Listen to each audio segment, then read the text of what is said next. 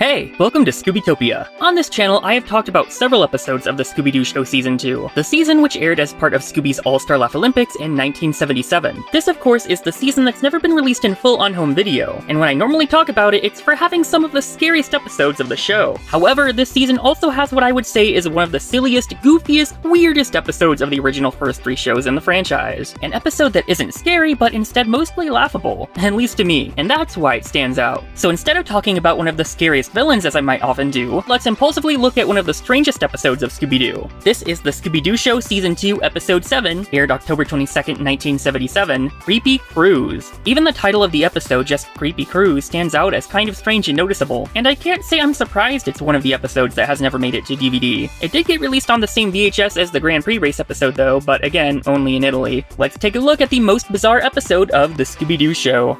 As one might expect, the episode opens out on water as we pan over to a cruise ship, where Professor Von Klemp is being questioned over his supposed invention of a time machine. Immediately, we're going into kookier sci-fi territory. Tonight he's expected to showcase it, but as the machine is being lifted, it hits the ship and we get our first flash of the monster appearing. The professor thinks nothing of it though, having the workers continue to pull it up. Dig the worker's hand going through his sleeve here. Elsewhere, the gang are on their way to the ship for a 3-week cruise, thanks to the boys winning some kind of contest. They make it just in time, although they almost miss actually boarding the ship as they scramble to get on. Scooby gets stuck up in the air, having to skillfully use his tail to slide down safely. The gang climb down, finding things spooky enough as it is when the lights go out, and they follow some lights under a door where they find the supposed time machine. The professor explains he was running a test on it, and as he notes he can bring things from other times into ours, Scooby looks in and sees a flash of the creature again, running into a disbelieving professor who insists everything is fine. While he explains he's showing his invention to investors for a potential $500,000 in investment,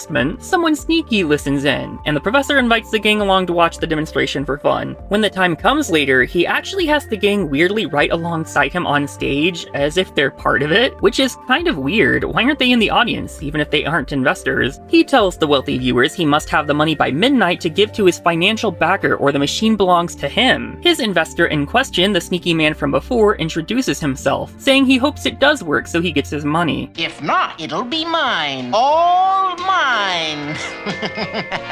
Jeepers, what a creep! Yeah. He sees himself out, not even staying, as the professor says he's going to retrieve something from the past. When he turns it on though, he says something is wrong and it's going 5,000 years in the future, which really worries Fred in particular. The creature from earlier poofs out, causing Scooby to faint and the investors to scramble while the professor finds himself unable to send it back. It just continues to chase the gang all around the room until the professor finally gets hold of it and starts pulling it back, until the machine gives out, the creature just picking the professor up and then just walks out with him through the door hole it makes. Fred splits the gang up to look around so they can save the professor, so Scooby starts checking indoors, including one that unfortunately is hiding the creature. No, couldn't be. Could it?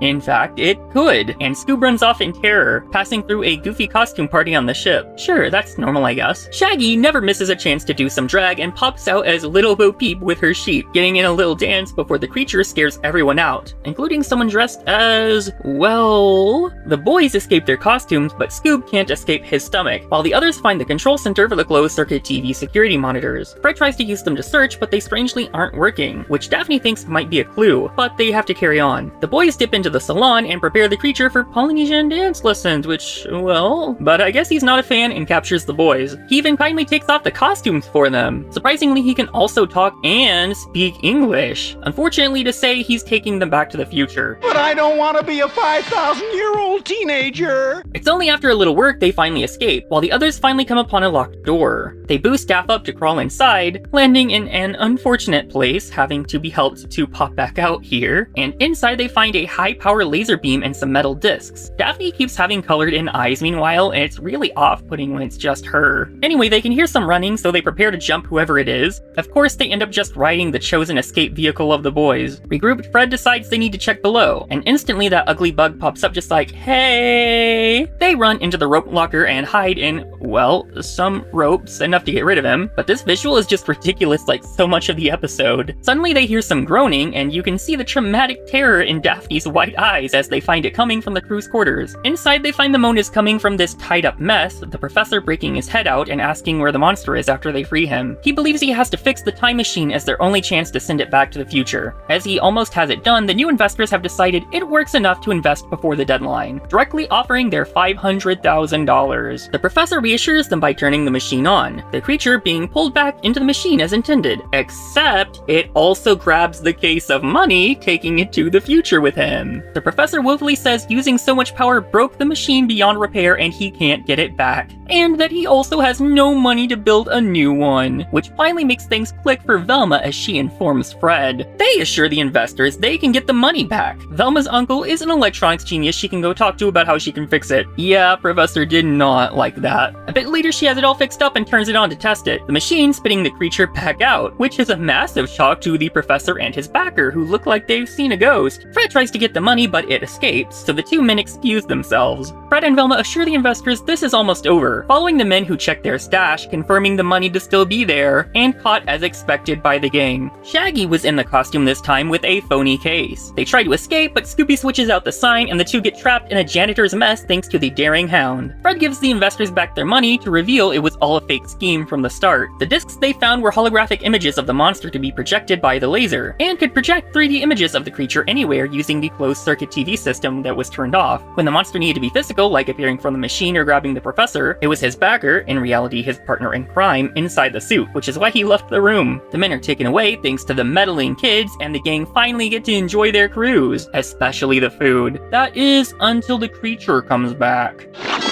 Scooby-Doo!